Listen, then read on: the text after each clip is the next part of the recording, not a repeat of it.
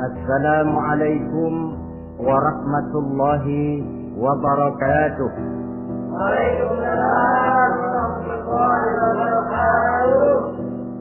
Bismillahirrahmanirrahim.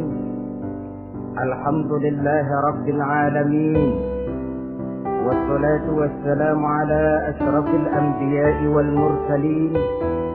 Sayyidina wa maulana wa habibina wa syafi'ina Muhammadin wa ala alihi wa ashabihi al-mujahidin al-zahirin, amma ba'd. Saudara-saudara kaum muslimin rahimakumullah, pada pertemuan kali ini kita akan membicarakan riwayat Nabi Allah Ibrahim alaihi salam. Beliau termasuk salah satu dari 5 orang rasul yang merupakan kelompok yang dikenal dengan ulul azmi, yaitu para rasul yang dinilai mempunyai kelebihan di dalam keutamaan, ketabahan, keuletan, dan sikap istiqomah di dalam berjuang. Jumlahnya ada 5, yaitu Nabi Nuh, Nabi Ibrahim, Nabi Musa, Nabi Isa, dan Nabi Muhammad alaihi wassalatu wassalam. Sebagaimana yang kita maklum bahwa Nabi Allah Ibrahim alaihi salam lahir pada masa pemerintahan Raja Namrud laknatullah alaih. Namrud adalah figur yang lebih merupakan kekuatan daripada keadilan, lebih merupakan kezaliman daripada kebijaksanaan. Ia seorang raja yang memerintah secara sewenang-wenang, lalu dengan segala macam cara berusaha mempertahankan kekuasaannya. Itu sebabnya di hari-hari menjelang kelahiran Nabi Allah Ibrahim alaihi salam, entah oleh karena rasa takut dan khawatir akan munculnya orang-orang yang dapat menumbangkan kekuasaannya, entah karena bisikan ahli nujum atau dukun-dukun yang memang banyak mengelilingi istananya, ia memutuskan untuk membunuh seluruh bayi yang dilahirkan dalam bentuk laki-laki. Ini dilatar belakangi oleh kekhawatiran akan muncul seseorang yang dapat menghancurkan kekuasaannya, sebagaimana Fir'aun laknatullah alaih. Itulah sebabnya di zaman sebelum Nabi Ibrahim dilahirkan, Raja Namrud membuat peraturan. Apabila seorang ibu melahirkan bayi laki-laki, bunuh bayi itu. Seluruh perempuan hamil berada di bawah pengawasan aparatur negara, dan laki-laki dianjurkan untuk jangan dekat-dekat dengan istrinya guna menghindari terjadinya proses kehamilan ini. Entah berapa ratus bahkan berapa ribu bayi laki-laki yang jadi korban tanpa dosa dari sebab kelaliman pemerintahan Raja Namrud laknatullah alaih ini. Kita teringat kepada satu hadis di mana Rasulullah sallallahu alaihi wasallam pernah bersabda, "Ya'ti 'alan nasi zamanun ru'asa'uhum kal asad wa wuzara'uhum kal zi'ab wa qudatuhum kal kilab wa katsirun nasi yawma idzin kal aghnam." Pada satu saat, kata Nabi, akan datang di tengah masyarakat manusia, di mana pada masa itu muncul pemimpin-pemimpin yang bertingkah laku seperti singa. Ru'asa'uhum kal asad. Pemimpin-pemimpin mereka bertingkah laku seperti singa. Saudara kenal singa? Saudara boleh periksa, di mana ada hutan, singa selalu menjadi raja. Padahal hutan belum pernah bikin pemilihan umum.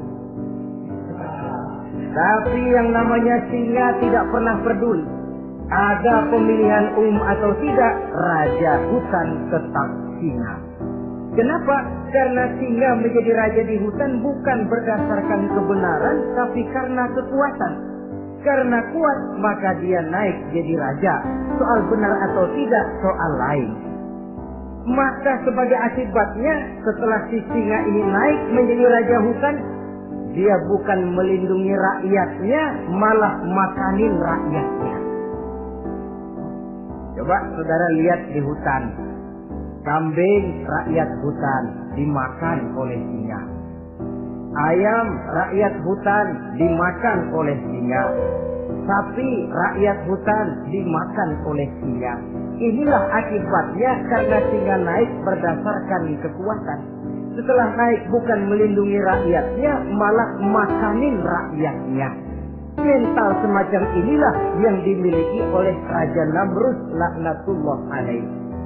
Cuma karena rasa ketakutan akan datang orang yang akan menumbangkan kekuasaannya, maka seluruh bayi laki-laki harus dibunuh tanpa dosa apapun. Itulah kata Nabi, akan datang di tengah masyarakat manusia muncul pemimpin-pemimpin yang mentalnya seperti singa. Nah, kalau yang jadi pemimpin sudah seperti singa, wa wuzara'uhum kadzi'ab. Yang jadi wazir, yang jadi menteri, kata Nabi, lagunya seperti serigala. Lihat saya ini, tapi dari serigala. Apa serigala itu? Saudara tahu dalam dongeng anak-anak, serigala itu kan binatang yang paling licik. Untuk terang-terangan dia tidak berani karena tidak punya kekuatan seperti sang singa. Maka dia pakai ilmu kelicikannya. Serigala itu kalau ingin makan daging ayam, pakai bulu ayam. Kalau kepengen makan daging kambing, pakai bulu kambing. Pendeknya, serigala binatang yang menghalalkan segala macam cara asal tujuan tercapai. Itulah serigala. Lambang dari sifat kelicikan. Lempar batu, sembunyi tangan. Pengen makan daging ayam, pakai bulu ayam, nyaruh jadi ayam. Pengen makan daging kambing, pakai bulu kambing, nyaruh jadi kambing. Ini akibat dari yang pertama tadi. Pemimpin seperti singa, lalu menteri pun seperti serigala. Efeknya kemudian yang segera menyusul apa? Wa qudatuhum kalsilab. Kalau pemimpin sudah seperti singa, menteri sudah seperti serigala, wa qudatuhum kalsilab, akan muncullah para penegak hukum yang mentalnya seperti anjing. Inna lillahi wa inna ilaihi raji'un. Penegak hukum yang mentalnya seperti anjing itu. Anjing, saudara lihat, anjing akan setia kepada siapa saja yang memberinya daging. Kalau dia disuruh jaga rumah, dia tidak bisa membedakan mana yang maling, mana yang tamu. Biar yang datang tamu, kalau nggak bawa apa-apa, pasti digonggong. Biar yang datang maling, kalau bawa daging, anjing kalem. Pokoknya siapa yang berdaging, itulah majikan saya. Apa kata majikan saya, itulah yang saya laksanakan. Maka hilang kebenaran hukum, hancur norma-norma keadilan. Oleh karena apa? Oleh karena anjing dapat daging. Lalu dalam kondisi semacam itu, yang jadi rakyat bagaimana? Kata Nabi, wa katsirun nas yauma idzin kal aghnam. Adapun kebanyakan orang pada masa itu, lagunya sudah seperti kambing. Cara kambing itu binatang yang cuma menang groyokan dan tidak punya alternatif. Namanya kambing, digiring ke lapangan embe. Betul kan? Digiring ke kuali embe, dikasih makan rumput embe, sampai pun mau dipotong masih embe juga. Tidak punya pilihan lain si kambing ini, tidak punya alternatif lain. Kondisi semacam inilah yang terjadi di masa pemerintahan Raja Namrud laknatullah alaih. Oleh karena diiming-iming, dibisiki oleh dukun-dukunnya, oleh nujum-nujum yang mengelilingi istananya bahwa akan datang seorang anak laki yang kelak akan menumbangkan kekuasaannya, dia mengeluarkan peraturan. Ya, peraturan singa. Mulai saat ini diumumkan kepada seluruh rakyat, siapa-siapa perempuan melahirkan bayi laki-laki, bunuh hidup-hidup. Seluruh orang bunting di bawah pengawasan hansip negara. Dan mulai malam ini supaya semua kaum bapak jarang-jarang tidur sama istrinya. Namanya peraturan Namrud. Tapi apa yang memang Allah kehendaki untuk terjadi, pasti terjadi. Yaitu kelahiran Nabi Allah Ibrahim alaihi salam. Pada saat beliau terlahir ke alam ini oleh ayahnya yang bernama Azar, disembunyikan di dalam sebuah gua. Di sini bertemu antara nurani seorang bapak dan ketaatan kepada raja. Dia ingin taat kepada raja, dia mesti membunuh anaknya. Tapi sebagai bapak dia sayang kepada anaknya, dia harus selamatkan. Dicarinya jalan tengah, maka Ibrahim disembunyikan di dalam sebuah gua dengan satu perhitungan tentunya. Lu mati ya nggak apa-apa, lu hidup ya syukur. Sebab ini pertimbangan dia akan bikin susah dia di masa yang akan datang. Coba anak pada kondisi apa adanya ditaruh di dalam gua, menurut perhitungan logika mati ini. Namun apa yang terjadi? Nabi Allah Ibrahim yang sejak masa bayi diletakkan dalam gua dipelihara oleh Allah. Dan kalau Allah yang sudah memelihara, orang mana yang sanggup mendatangkan bencana dan mudarat? Untuk melangsungkan kehidupannya, Nabi Ibrahim itu mengisap ibu jarinya. Dan konon menurut riwayat dari ibu jarinya itu keluarlah madu. Sehingga walaupun tidak didampingi oleh ayah dan ibunya, tinggal di dalam gua seorang diri, pertumbuhannya sebagai seorang bayi menjadi seorang anak, tumbuh dengan pesat sebagai lazimnya anak-anak yang lain. Dalam ilmu tauhid, ini yang dinamakan irhad. Tanda-tanda yang diberikan kepada seseorang yang akan dipilih menjadi rasul pada saat dia masih anak-anak.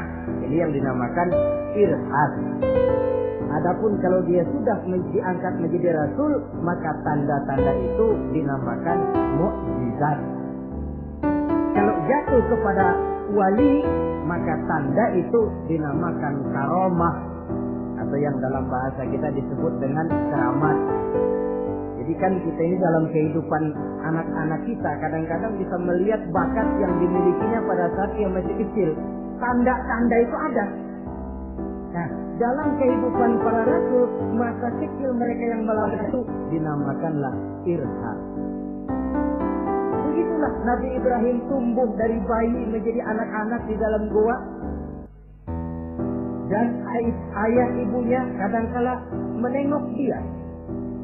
Pada saat dia sudah mulai pandai berbicara, dia sudah mulai berpikir.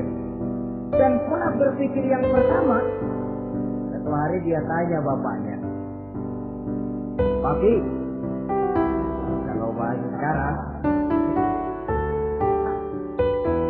ini yang bikin alam ini sebenarnya siapa? Yang bikin saya siapa? Yang menyebabkan saya ada siapa?" "Ya kami, ibu bapakmu," kata ayah. "Oh begitu." "Lalu yang bikin ibu bapak siapa?" "Ya nenekmu. Gara-gara dia saya ada, gara-gara saya kamu ada."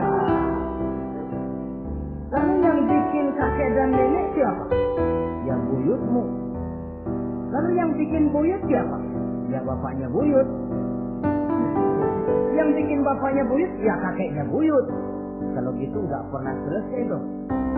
Tentu akan ada pencipta pertama. Siapa pencipta pertama itu? Bapaknya buntu. Lu jangan usil dah. Temen-temen lu juga nggak pernah nanyain urusan kayak begini. Saya nggak puas, Pak. Begini sekarang, saya mau tanya. Ini kaum kita nyembah apa? Nyembah berhala.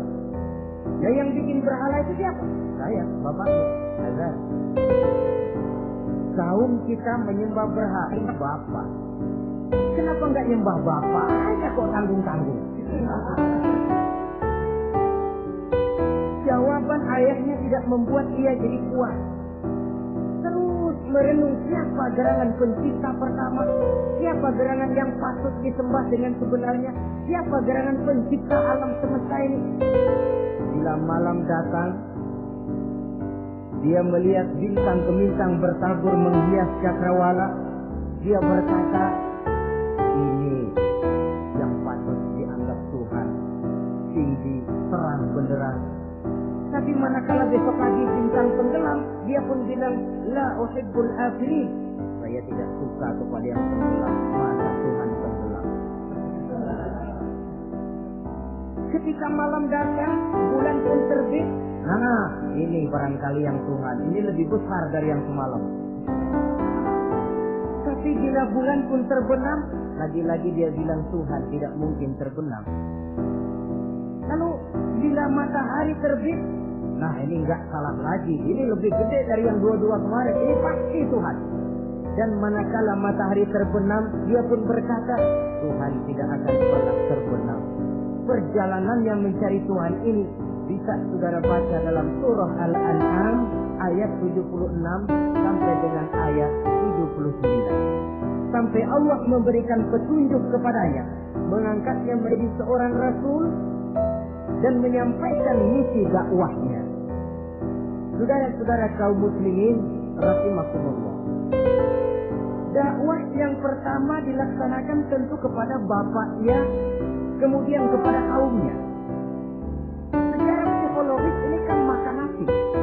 Coba, kalau kita harus nasihatin orang lain yang tidak ada hubungannya dengan keluarga, barangkali biasa saja. Tapi nasihatin bapak sendiri, ini kan makan nasi. Mau didiamkan saja, batil dan sesat. Mau diceramahin bapak sendiri. Tapi bapak tinggal bapak, kewajiban melaksanakan dakwah jalan terus. Ini berarti bahwa tugas amar ma'ruf dan nahi munkar memang tidak mengenal posisi. Begitulah saudara-saudara, sampai kepada satu hari Nabi Ibrahim melaksanakan dialog dengan kaumnya. Saudara-saudara, hadhihi tamathil allati antum laha akifun. Surah Al-Anbiya ayat 51. Saudara-saudara, berhala-berhala ini yang bapak saya yang buat, inikah yang selama ini tuan-tuan sembah? Kaumnya menjawab, qalu wajadna aba'ana laha abidin. Iya, sebab nenek moyang kami, nenek moyang kita juga dulu nyembah itu. Bagaimana nenek moyang kita, begitulah kita. Jawab Nabi Ibrahim, laqad kuntum wa aba'ukum fi dhalalin mubin. Sebenarnya kamu dan nenek moyangmu sama, borongan atau gerbong sesat. Kok kamu ngikutin nenek moyang kamu? Mereka enggak berpikir, kamu enggak ikut berpikir. Mereka sesat, kamu ikut sesat. Kamu sudah hidup di satu zaman yang maju sekarang ini. Kenapa mau kembali ke zaman nenek moyang dulu? Menyembah berhala yang nyata-nyata tidak sanggup mendengar, tidak sanggup melihat, tidak sanggup memberikan manfaat mudarat. Pokoknya kalau kamu tidak tinggalkan berhala-berhala ini, satu saat pasti akan saya sikat dan saya hancurkan. Saudara-saudara, prinsip dakwah itu memang tentu harus bil hikmah wal mau'izatil hasanah, dengan bijaksana dan dengan nasihat-nasihat yang baik. Tapi kalau sudah mencegah suatu kemungkaran, kata Nabi, man ra'a minkum munkaran falyughayyirhu biyadihi. Siapa di antara kamu yang melihat suatu kemungkaran, hendaklah dia berusaha merubah dengan kekuatan tangannya. Kalau dengan tangannya dia tidak sanggup, fabilisani, hendaklah dengan lidahnya. Kalau itu pun dia tidak mampu, fabiqalbi, hendaklah dalam hatinya. Dan mencegah suatu kemungkaran dengan hati, itulah nilai iman yang terendah adanya.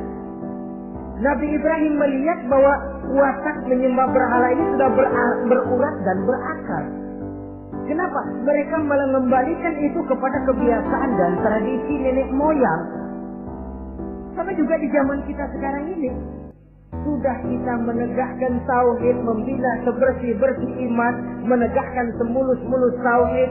Ada juga kelompok orang yang mau mengembalikan kita ke zaman nenek moyang, ke zaman animis, menghidupi tradisi nenek moyang dalam hal ibadah, dalam hal ubudiyah.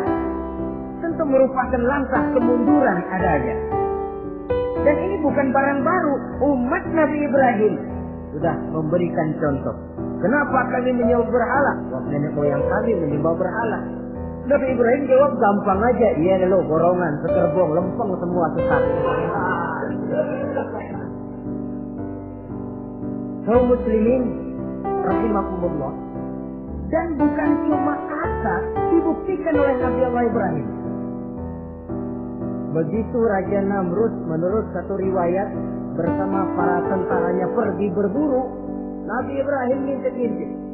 Begitu Namrud keluar, beliau masuk. Kalau istilah kita, ke tempat Namrud ibadah, ke masjidnya dah. Di mana di situ tersimpan seluruh berhala yang mereka sembah, dari yang paling gede sampai yang paling kecil. Nabi Ibrahim masuk bawa kampak. Seluruh berhala-berhala yang ada di tempat itu habis dikampakin, hancur berantakan. Kecuali berhala yang paling gede, itu ditinggalin, tidak diapa-apain, dan kampaknya ditaruh di tangan berhala yang paling gede. Kebetulan tangannya dikacung begini, digantikan kampak itu. Adapun Namrud, ketika dia pulang dari perburuannya, mau melaksanakan ibadah, bukan main terkejutnya melihat Tuhannya berantakan.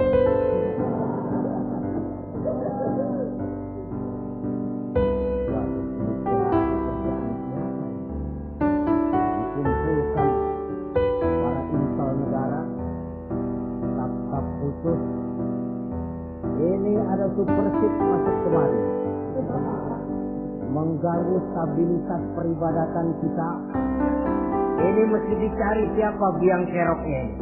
Cari sampai ketemu siapa yang menghancurkan Tuhan-Tuhan kita ini. Intel pun disebar. Ada yang ke kota, ada yang ke desa, ada yang pokoknya ke seluruh penjuru. Sampai ada yang desas-desuskan. Tuan Raja, gimana? Saya dengar selentingan berita. Berita apa? Pada waktu Tuan Raja pergi berburu, seorang anak muda bernama Ibrahim masuk ke tempat ibadah kita. Barangkali dia yang menghancurkan patung-patung itu. Kalau begitu cari, tangkap Ibrahim, tangkap. Panggil kepala intel. Panggil. Kamu cari orang namanya Ibrahim, tangkap. Kok ditangkap? Tangkap. Sebab menurut berita dia yang menghancurkan berhala-berhala kita. Ya tapi kan belum ada buktinya Pak. Soal bukti gampang, belakangan. Yang penting tangkap aja dulu.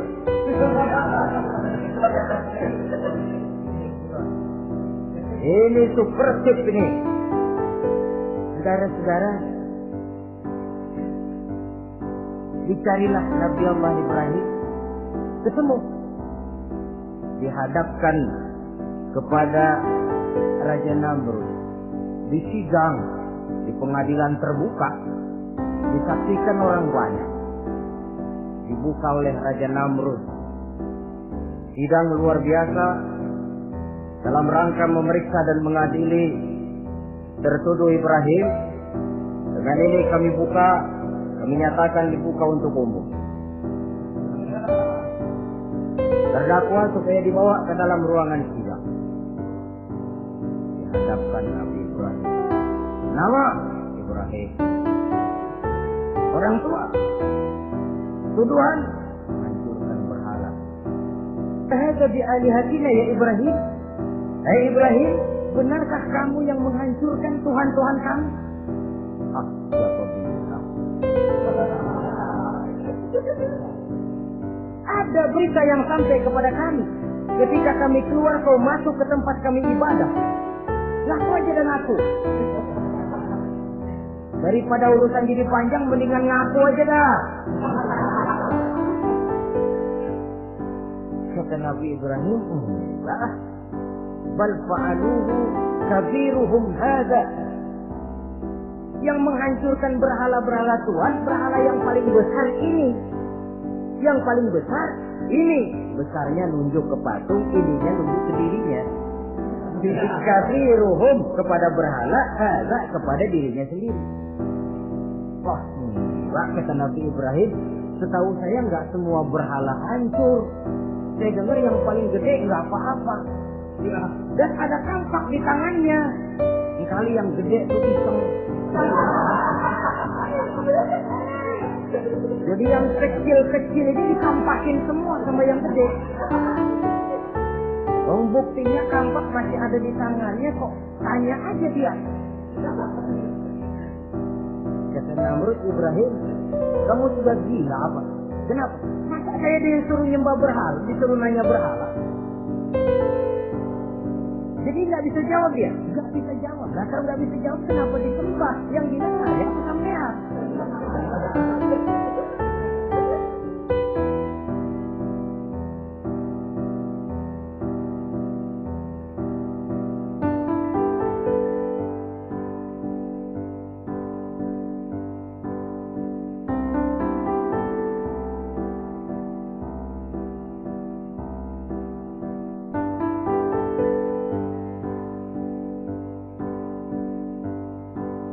Merasa tidak sanggup menghadapi argumentasi yang diajukan oleh Nabi Allah Ibrahim, Namrud kalah. Dalam kekalafannya itulah ia menjatuhkan vonis bahwa Nabi Allah Ibrahim dihukum bakar hidup-hidup. Pada hari yang ditentukan, dikumpulkanlah kayu bakar sebanyak-banyaknya, hingga merupakan timbunan besar yang menyerupai sebuah bukit kecil. Apabila segalanya telah siap, kayu bakar itu pun disulut orang, dan api mulai menjilat ke sana kemari, makin lama makin besar, makin lama makin besar, sehingga tentara Namrud bingung. Ini Ibrahim bagaimana ngebakarnya? Kalau kita anterin ke api, kitanya ikut angus, dilemparin nggak mungkin sampai. Lalu mereka menemukan akal, dibuat semacam lentingan busur panah. Kalau istilah kita di kampung kayak selepetan begitu. Sehingga Nabi Ibrahim dilemparkan dan tepat jatuh di tengah kobaran api yang menggunung. Namrud tentu saja memandang dengan perasaan puas. Segenap konco-konco dan antek-antek yang melihat dengan hati yang lega. Dan semuanya merasa hancur sudah biang kerok yang selama ini menjadi racun dan duri dalam kehidupan kita. Tapi rupanya yang mereka mau lain dengan yang Allah mau. Ketika Nabi Allah Ibrahim hampir masuk ke tengah kobaran api yang menggunung itu, datanglah perintah Allah kepada api. Ya naru kuni bardan wa salaman ala Ibrahim. Hai api, dinginlah kamu, selamatkan Nabi Ibrahim.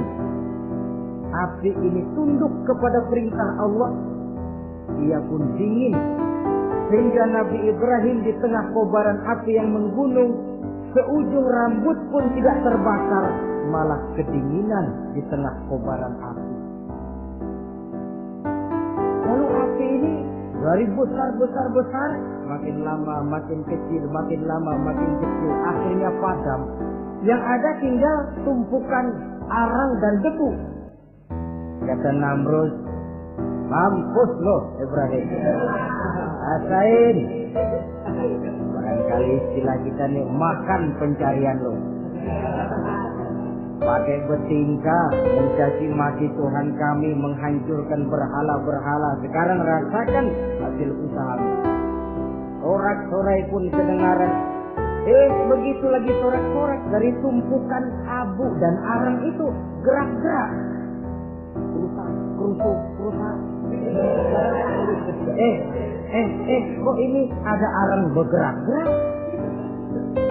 Rupanya dilihat-lihat, makin lama makin nyata. Nabi Ibrahim keluar dari tumpukan arang dalam keadaan utuh, tidak kurang satu apapun.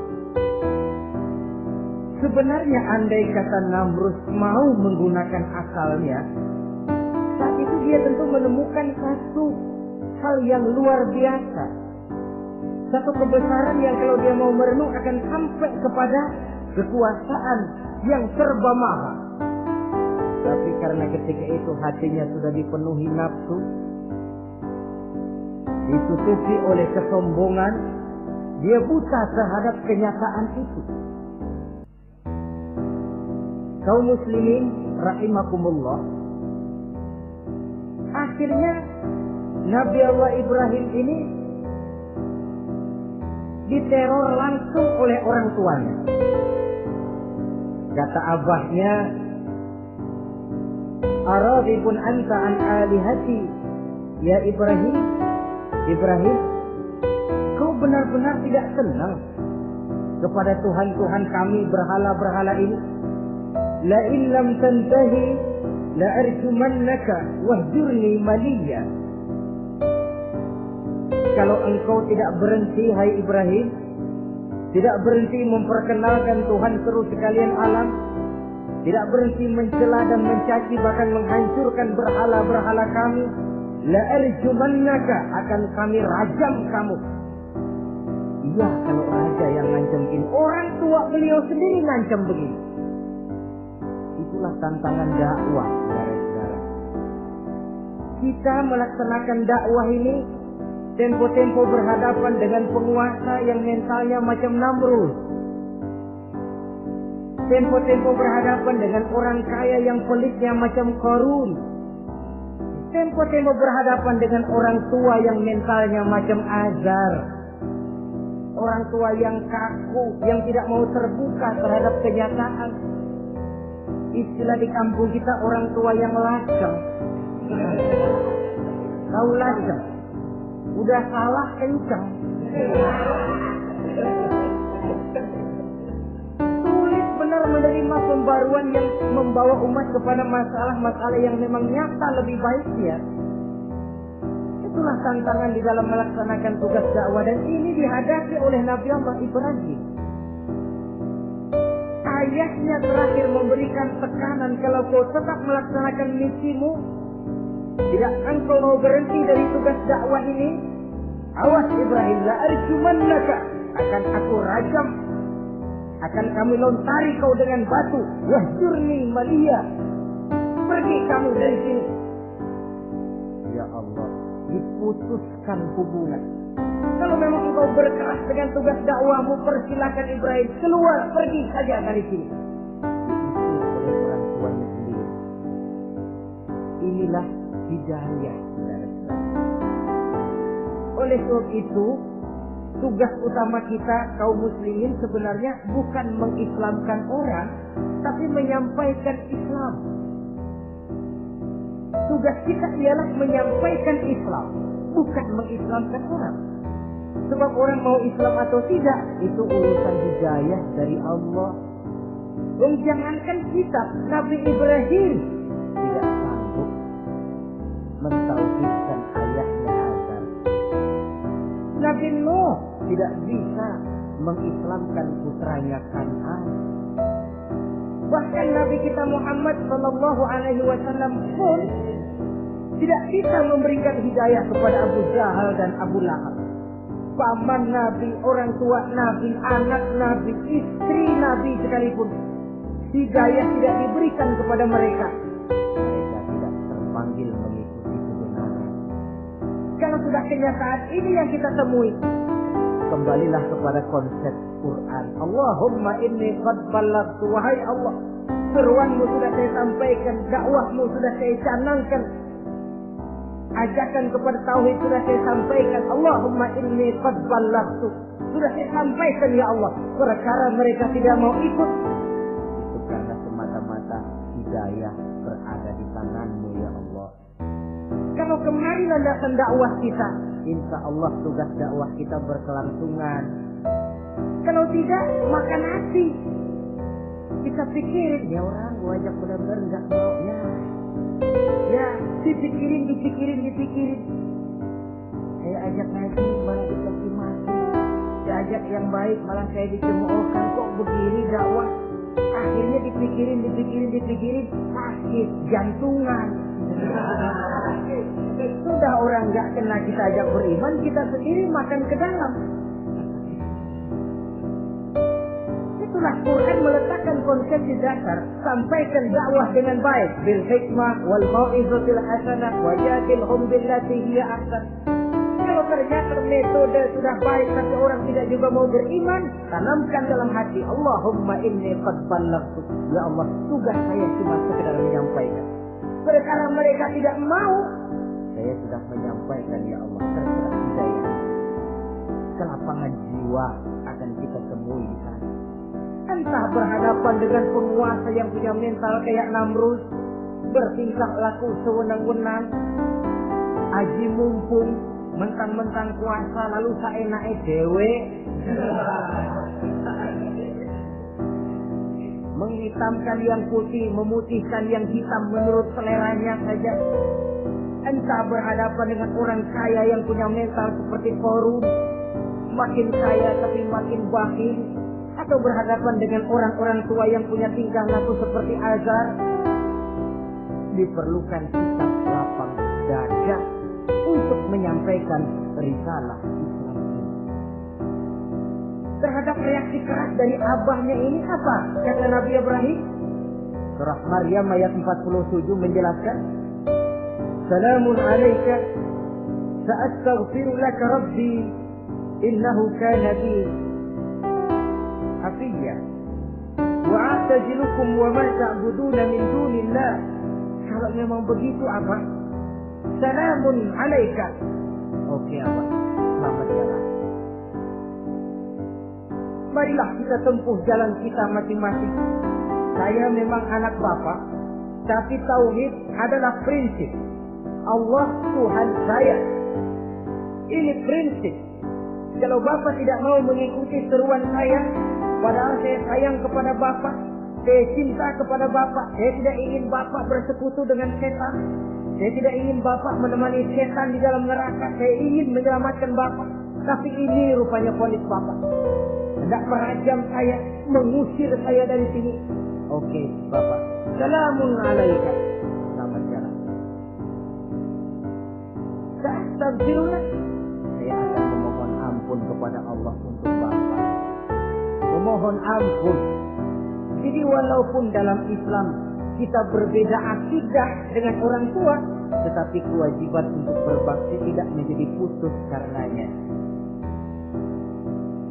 Dalam surah Luqman dijelaskan, apabila kedua orang tuamu memaksamu untuk menyekutukan Allah, jangan taati. Tetapi sungguh pun demikian, wa sahibhuma fid dunya ma'rufa.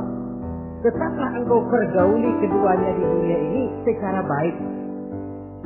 Toleransi yang besar ditunjukkan oleh Islam. Dan lebih besar lagi dilaksanakan oleh Nabi Allah Ibrahim. Sungguh pun Bapak sudah mengusir saya, menolak mentah-mentah ajaran tauhid, tetap juga menyembah berhala, tetap juga bersekutu dengan setan. Saya akan memohonkan ampun kepada Allah untuk Bapak. Wa a'tazilukum, saya akan menjauhkan diri dari apa yang Bapak sembah, dari apa yang kaum kita sembah selain daripada Allah. Bapak menyembah berhala, kaum kita ini menyembah berhala. Wa a'tazilukum, saya akan menyingkir dari semua itu. Selamat jalan Abah. Istilah kita goodbye my dear. Ini jalan yang membedakan saya dengan abang. Jalan tauhid dan jalan syirik. Ini kita harus berpisah. Walaupun dengan berat hati kita berpisah. Jadi keluarga dan akidah punya garis yang jelas. Umumnya, ya walaupun baik tapi memang harus ditingkatkan. Umumnya kita ini kan mayoritas merasa sebagai muslim karena keturunan. Kenapa kamu Islam? Bapaknya Islam, neneknya Islam, saya Islam. Baiklah, itu pun baik. Pada mulanya memang harus begitu. Tapi lambat laun kita tentu harus merasakan bahwa keberadaan kita dalam Islam tidak cukup cuma karena faktor keturunan. Dengan kata lain, kita harus memperbaiki kualitas keislaman kita. Inilah proyek utama kita sekarang, mengislamkan orang Islam. Saudara-saudara kaum muslimin rahimakumullah. Maka Nabi Ibrahim pun meninggalkan orang tuanya, meninggalkan kaumnya, uzlah, hijrah ke tempat Baitul Maqdis, daerah di Palestina sekarang ini. Sejarah kehidupan Rasul umumnya memiliki kemiripan. Rata-rata ditentang oleh kaumnya sendiri dan sebagian besar lalu hijrah. Itu barangkali memang resiko dari satu perjuangan. Nah, begitu tantangan yang dihadapinya dalam melaksanakan dakwah. Lalu cobaan-cobaan yang diberikan Allah kepada Nabi Ibrahim pun luar biasa. Pantas kalau beliau itu masuk ulul azmi dan mendapat titel Khalilullah. Nabi Ibrahim titelnya Khalilullah, orang yang mencintai dan dicintai Allah. Khalilullah. Ini terbukti dari cobaan-cobaan yang dihadapinya. Pertama, dari perkawinannya dengan Siti Hajar, dengan Siti Sarah maksud saya, beliau tidak dikaruniai seorang anak pun. Umur sudah lanjut. Padahal anak kita tahu pelanjut sejarah penyambung cerita si buah hati belahan. Sampai pada satu hari Hajar musyawarah. Kalau bahasa kita, Bang, gimana Hajar? Sama juga kita sudah berumah tangga kan Bang? Lalu dan kita sejauh ini belum dikaruniai seorang anak. Ya sabarlah, pada waktunya tentu akan ada juga. Tapi kapan lagi Bang? Usia kita sudah cukup lanjut. Maksud kamu bagaimana Hajar? Begini sajalah Bang. Bagaimana kalau abang kawin saja lagi? Ya Allah, punya istri macam begini, menyuruh lakinya kawinlah. Tapi dasar Nabi Allah Ibrahim, tidak mau saya kan cinta sama Hajar. Iya, soal cinta saya tahu, dan saya tidak meragukan cinta abang kepada saya. Cuma masalahnya saya nggak bisa memberikan keturunan Bang. Bukan nggak bisa, belum. Sudahlah, kawin saja lagi Bang. Nggak mau nggak mau. Istrinya nyuruh kawin, lakinya ogah-ogahan. Sekarang kan tidak, istrinya ngelarang kawin, suaminya malah ngirintil.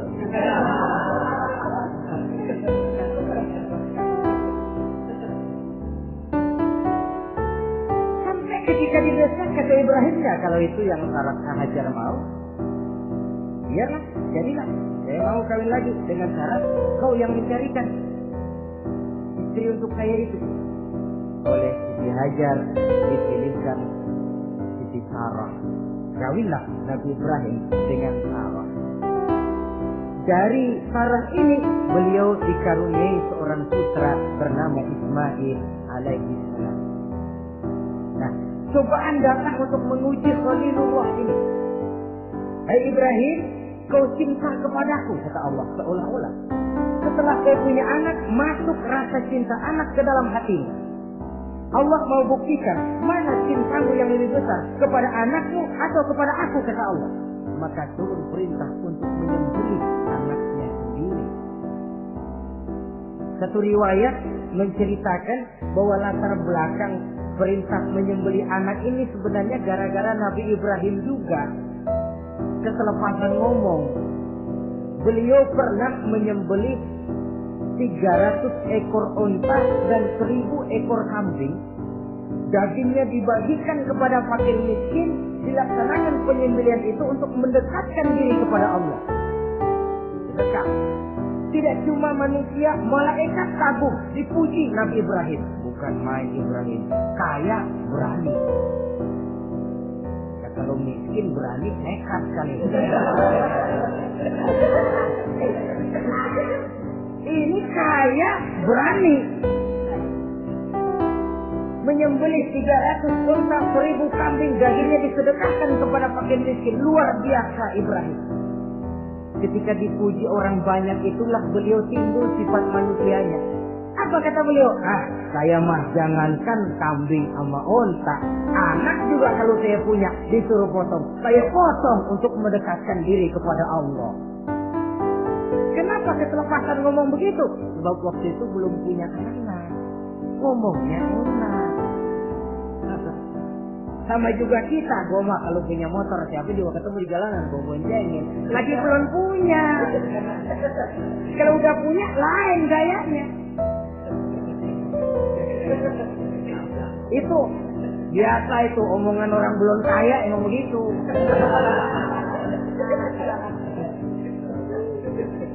Saudara-saudara, sehingga omongan yang beliau sudah lupa bertahun-tahun bahkan puluhan tahun ini.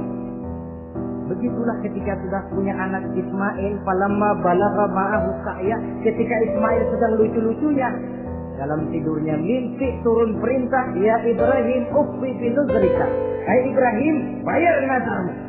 Nazar? Iya. Apa nazar? Dulu pernah ngomong apa, ingat enggak? Jangankan cuma kambing, unta, anak pun kalau punya disuruh potong, saya potong. Dianggap nazar. Bayar nazarmu, potong anakmu. Dipikirin siangnya, semalam itu benar-benar perintah Allah apa cuma mimpi? Kalau mimpi kok jelas amat.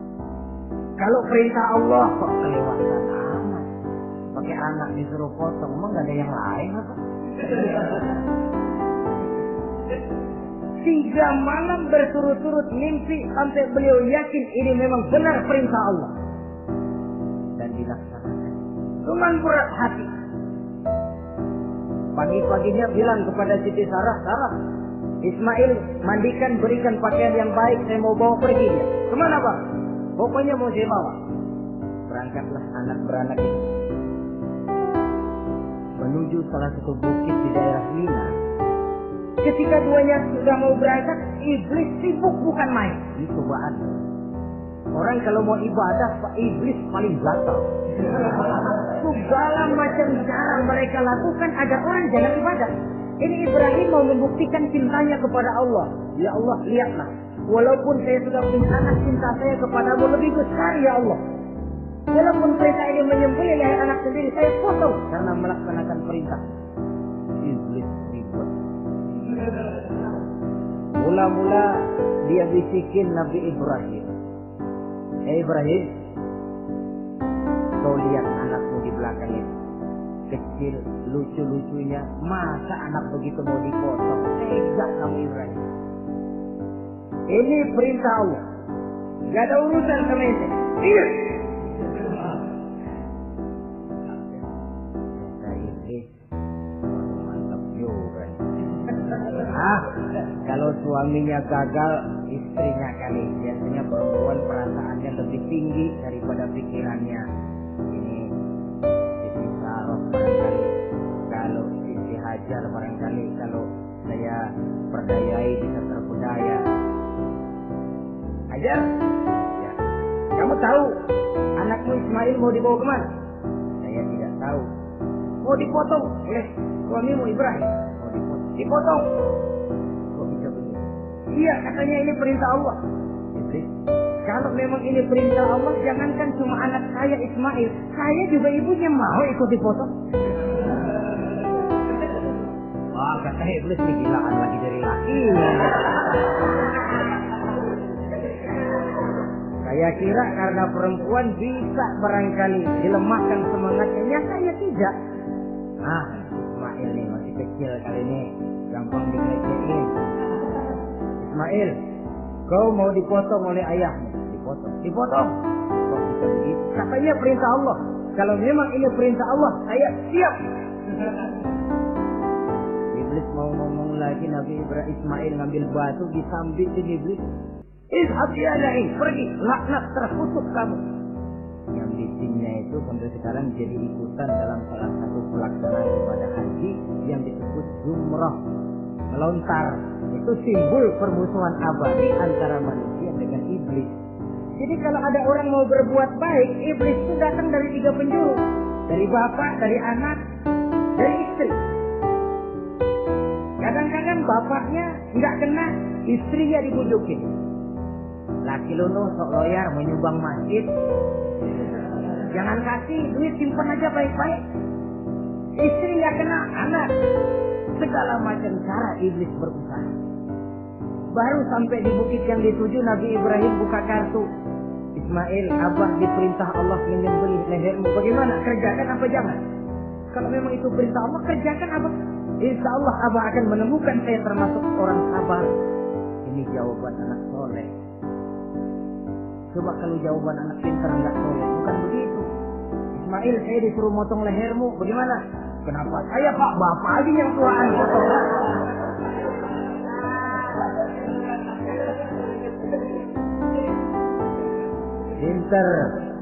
Pinter, tapi nggak soleh ya begitu itu, minteri jadinya. Saudara-saudara, sampai Nabi Ismail diganti oleh Allah dengan seekor kambing kibas. Cobaan terhadap kecintaannya kepada Allah. Kau cinta aku, itu benar.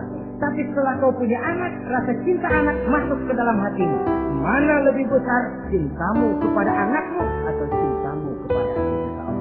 Terbukti cintanya kepada Allah lebih besar daripada cintanya kepada anaknya.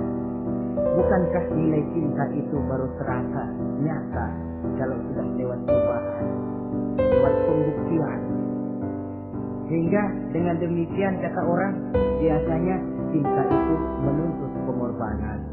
Berani bercinta, berani berkorban. Jangan takut berkorban, nggak usah cinta-cintaan.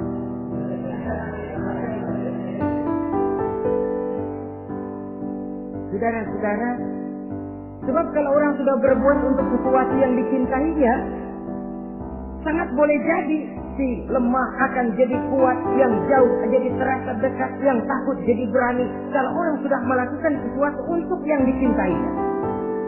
Seorang bapak karena cintanya kepada anaknya, dia rela pergi pagi pulang sore, peras keringat banting tulang supaya hari depan anaknya lebih baik daripada dia.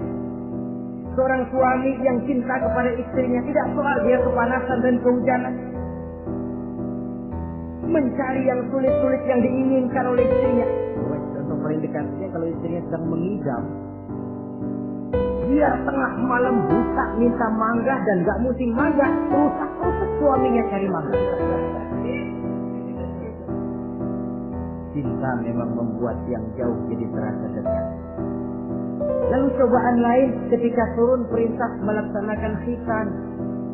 Umur beliau menurut riwayat Abi Daud sudah umur 80 tahun. Di zaman belum ada pisau cukur, silet, gunting, kulit sudah alot.